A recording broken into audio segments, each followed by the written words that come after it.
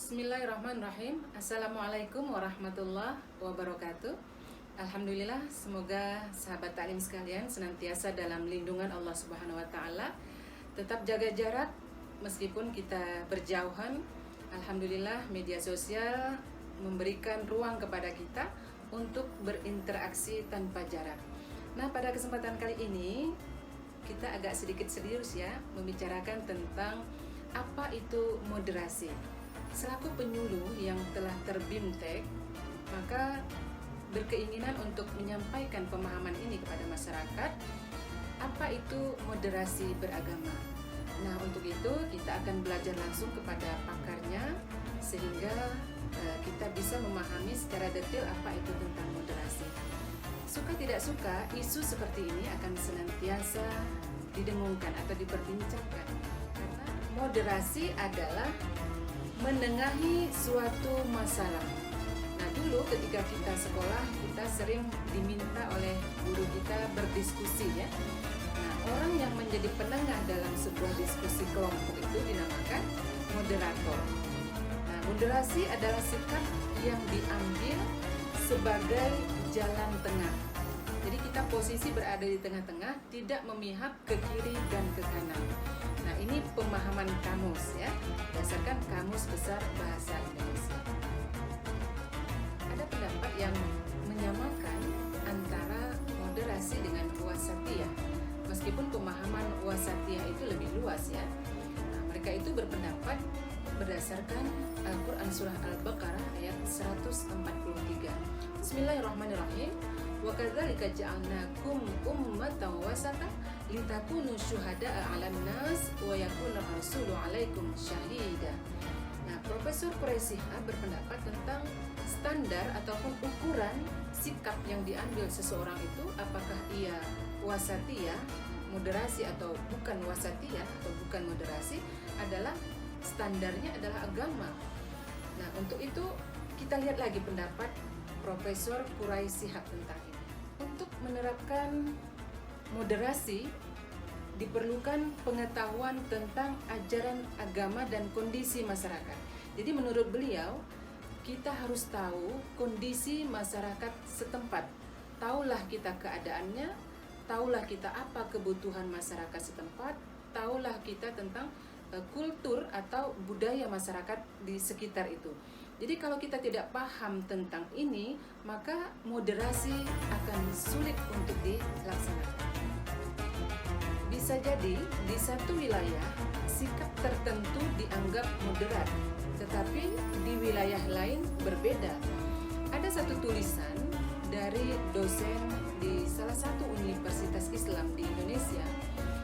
Dia menceritakan tentang seseorang imam besar di Islamic Center di New York.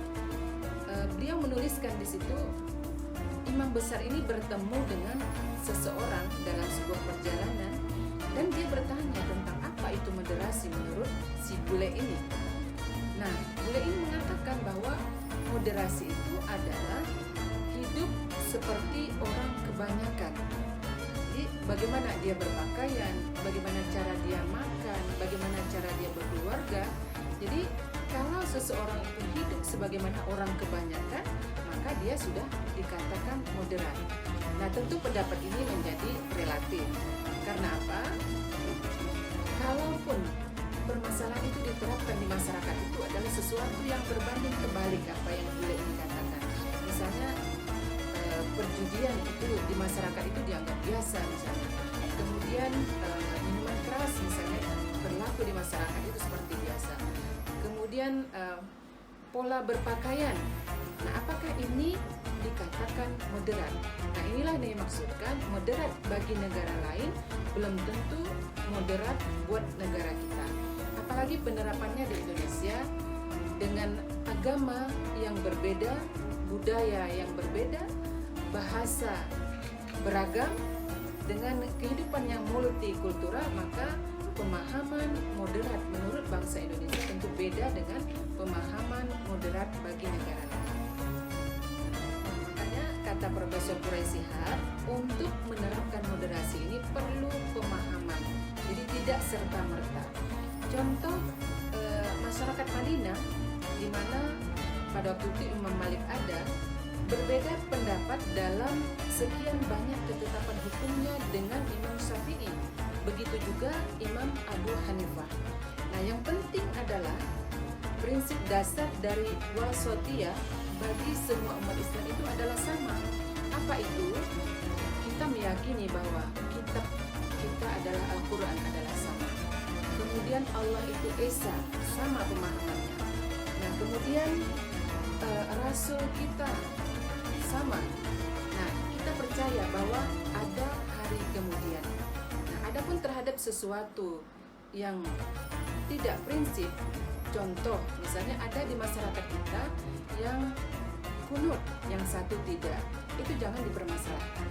Kemudian ada lagi dalam sholat tarawih misalnya, ada yang 8, ada yang 20, itu juga jangan dipermasalahkan. Kemudian ada yang satu berjenggot, ada yang tidak. Nah, ini bukan ranah yang prinsip dalam agama Islam.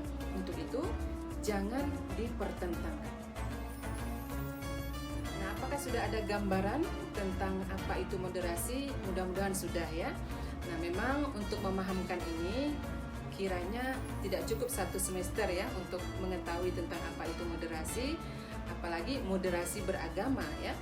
Nah, tapi video kali ini hanyalah kita bahas tentang pengertian moderasi saja. Nanti ke depan kita akan bahas atau kupas secara detail bagaimana pemahaman moderasi beragama menurut para ahlinya atau para pakarnya, supaya kita tidak gagal dalam memahami apa itu moderasi beragama. Terima kasih, inilah yang bisa saya sampaikan dalam kesempatan kali ini. Tetap sehat, tetap semangat, patuhi protokol kesehatan. Terima kasih. Assalamualaikum warahmatullahi wabarakatuh.